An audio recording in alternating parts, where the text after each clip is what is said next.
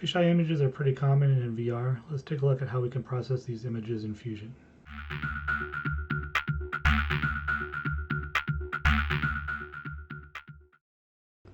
Hey guys, welcome back. Today I'm going to be processing images from my dual fisheye camera setup. It's two Lumix G7s side by side. One's upside down to try to get the lenses as close as possible. The workflow is going to be pretty similar for any fisheye based system, so that includes the Canon systems and the upcoming Blackmagic VR camera. Let's first drop the two images into our timeline. If we take a look, one's going to be right side up, one's going to be upside down. So we'll adjust that. We're going to be using the Carta VR system. So let's add the first node, actually the only node. This is a super powerful node from Carta. It's a Warp Stitch Ultra node. We're going to need two of those.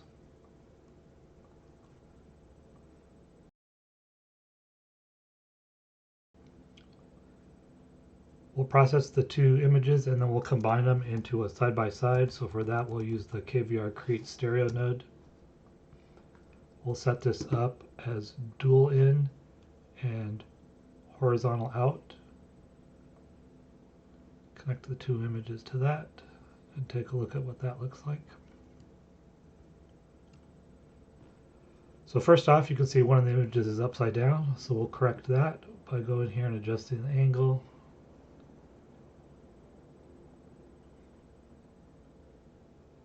Next up, we're going to slightly change the area of view by increasing the mask diameter up to 1. We'll do that on both of these.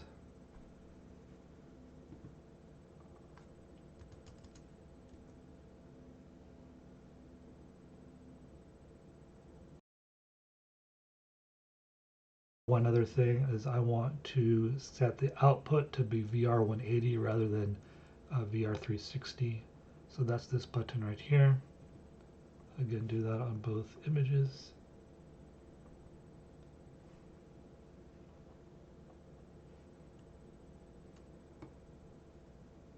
Alright, so now we have them formatted how we want.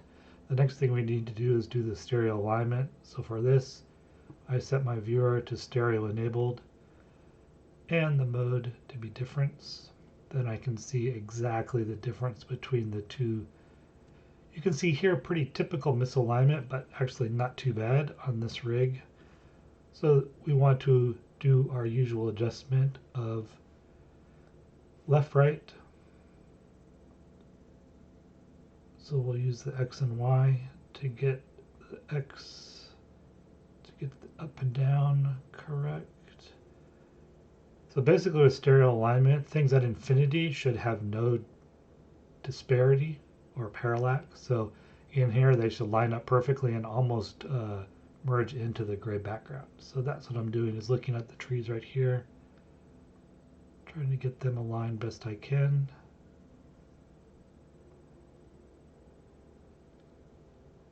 Lenses are pretty similar. I mean, technically their distortion is probably a little bit different, but for our purposes, this is going to be sufficient.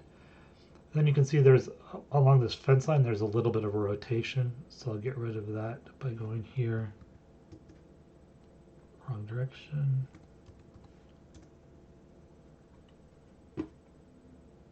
Okay, I think that's pretty good.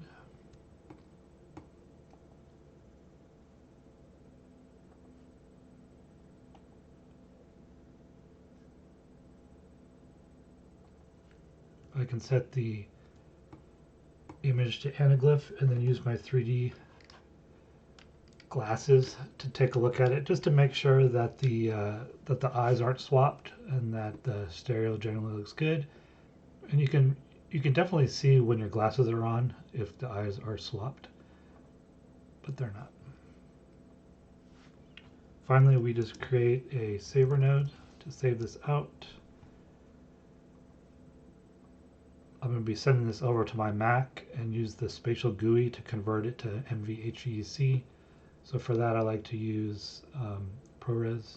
So I'll set that.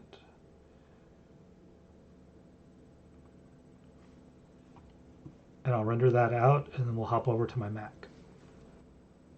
Over on the Mac, I grab the output from Fusion and drop it into the spatial metadata GUI.